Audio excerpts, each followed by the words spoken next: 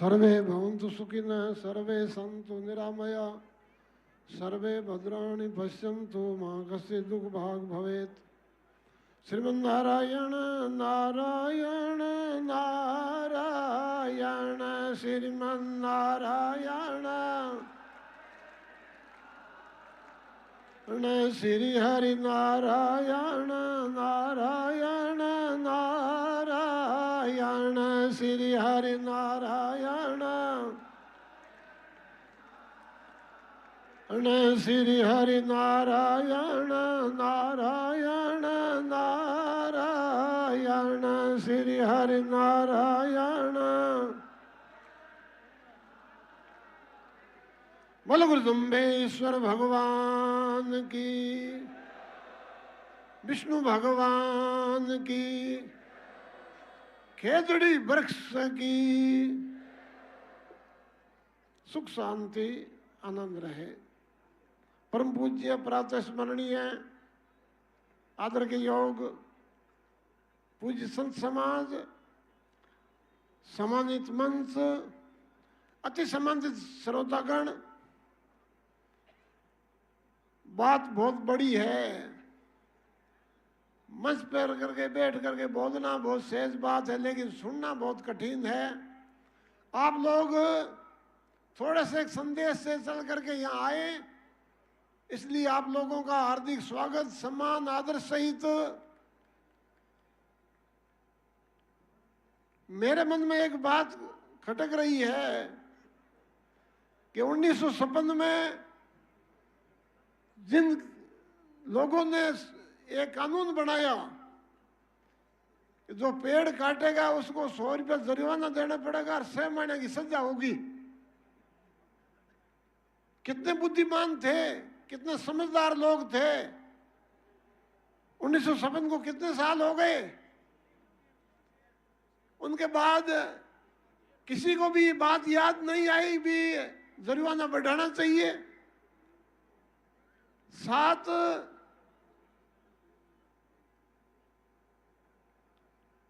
वेतन आयोग लागू हो गए। नीति बनाने वाले को लोगों के लिए, अपने लिए, और संसद में बैठ करके, विधानसभा में बैठ करके अपने लिए तनख्वाह बढ़ा लेते झटदन। किसी से पूछने की जरूरत नहीं है, कोई विरोध नहीं है। और खेजड़ी के लिए कोई आपने प्रस्ताव रखा ही नहीं कभी। कभी ये बात दिमाग में नहीं आई कि इसके लिए 1 लाख रुपया, 2 लाख रुपया, 3 लाख रुपया जुर्माना होना चाहिए। जितने भी कर्मचारी बैठे अपनी तनख्वाह बढ़ाने के लिए आंदोलन कर लिए। वेतन बढ़ना चाहिए, भत्ता बढ़ना चाहिए। विधानसभा में बैठे हुए लोगों ने अपना वेतन भत्ता बढ़ा लिया। काम के नाम पर 0 और आगे रहने के लिए हीरो। ये आप लोगों की कमी है। आप लोगों ने ये आवाज क्यों नहीं उठाई। जितने भी जनप्रतिनिधि हैं, जितने भी कर्मचारी हैं, सबका फर्ज बनता है। और एक बात, जितने भी प्रशासन के लोग बैठे हैं, उनसे मेरा निवेदन है कि सरकार को संदेश भेज दो। अन्यथा अभी मेरे पास खबर आई, 500 आदमी आत्मदाह करने के लिए तैयार होकर बैठे यहां, और भूख हड़ताल के लिए हजारों आदमी बैठे हैं। प्रशासन कोई गलती नहीं है, लेकिन प्रशासन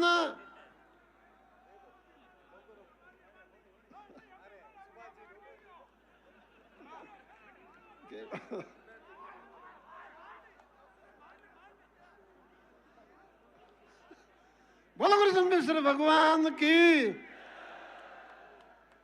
प्रशासन भी बात सुने, इस बात को हल्के में नहीं ले, और सरकार के आगे अपनी फरियाद भेज दें। विचार करने में कानून बनने में कुछ ज्यादा समय नहीं लगता। विधानसभा चल रही है और कैबिनेट में फैसला होता है, तकलीफ क्या है? और कोई अनुचित मांग नहीं है। 1956 में 100 रुपया था, अभी खेजड़ी के लिए 3 लाख रुपया जुर्माना होना चाहिए और कम से कम 2 साल की सजा। ये हमारी मांग है। इस मांग को सरकार को मानना ही पड़ेगा। सरकार बात नहीं मानेगी तो प्रशासन का श्वास फूलेगा और ये जनता यहां से नहीं उठेगी। यह ध्यान रखने की बात है। इसलिए जनता को शांत करना है तो आप लोग आश्वासन दो, लिखित में दो, कैबिनेट का फैसला लाके दो 20 में यहाँ। और अब के हमारा निर्णय हो चुका है, कोसली मुकुट नहीं बांधेंगे। फैसला होगा इस मंच पर होगा। जो भी सरकार का नुमाइंदा आएगा हमारा 20 में आकर के बैठेगा और अपनी लिस्ट ला के देगा। जनता मानेगी तो स्वीकार होगा। जनता का फैसला जनता करेगी।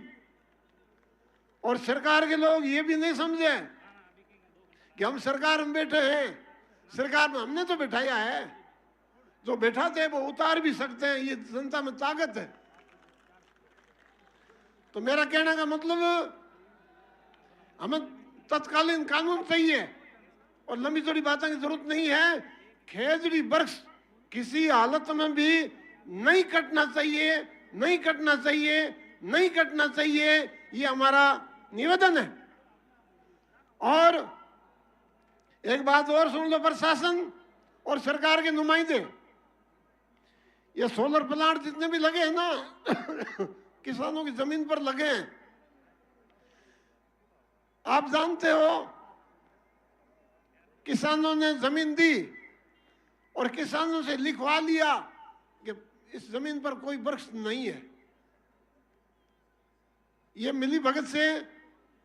और एक समस्या बहुत बड़ी है, पैसे के लिए सब मर रहे हैं। पैसे के लिए जमीन मत बेचो। पैसा साथ नहीं जाएगा, धर्म साथ जाएगा, इज्जत और आबरू साथ जाएंगे। इसलिए धर्म के लिए अपना जमीन मत बेचो, अपनी इज्जत मत बेचो। और जमीन आज के बाद प्रण कर लो सगळे लोग, कोई भी व्यक्ति कैसा भी क्यों न हो, सोलर प्लांट के लिए जमीन हम नहीं देंगे। सरकार जाने सोलर प्लांट जाने हमें कोई मतलब नहीं है। आप लोग बड़ी मेहनत करके आए, बीच में पुलिस वाला ने रोका भी है, परेशान भी किया है। इसलिए हम लोगों ने आपसे निवेदन किया, आप लोग आए तो मैं आप लोगों का धन्यवाद करता हूं और कष्ट पाया इसके लिए क्षमा याचना करता हूं, क्योंकि थोड़े से एक निवेदन पर इतने लोग आए। आप धन्यवाद के पात्र हैं। और राजनेताओं से भी मेरा निवेदन है, सत्ता की बात नहीं, सत्ता तो बदलती रहती है। कभी तुम भी थे, कभी वो भी थे, कभी वो भी थे। तुमने कौन सा क्या किया? सोलर प्लांट तो कांग्रेस के राज में चला था, शुरुआत वहां से हुई थी। ताली बजाने से काम नहीं चलेगा। उस समय आपने कानून क्यों नहीं बनाया? और खेजड़ी अब कट रही है क्या? खेजड़ी कटती है तो कई साल हो गए। अभी महेंद्र सिंह बता रहे थे, भाटी साहब, 25,000 खेजड़ी कट चुकी है। उस समय सरकार किसकी थी? सभी एक सरकार में कटी। हम सरकारों के विरोध नहीं है, हम सरकारों के पक्ष नहीं है, हम खेजड़ी काटने के विरोध में है। खेजड़ी नहीं कटनी चाहिए, इसके लिए हमारे जो साथ में है हम उसके साथ में, ये बात भी ध्यान में रखने की है। बोलो गुरु सोमेश्वर भगवान की जय। अभी एक मैं छोटा सा निवेदन करता हूं, इतना जन सैलाब आया है, इनकी व्यवस्था भी करनी पड़ेगी। तो व्यवस्था के लिए भामाशाहों को आगे आना पड़ेगा और विशेष करके बीकानेर के भामाशाहों को, क्योंकि ये सब यहाँ के मेहमान आए हुए बाहर से और ये मेजबान है।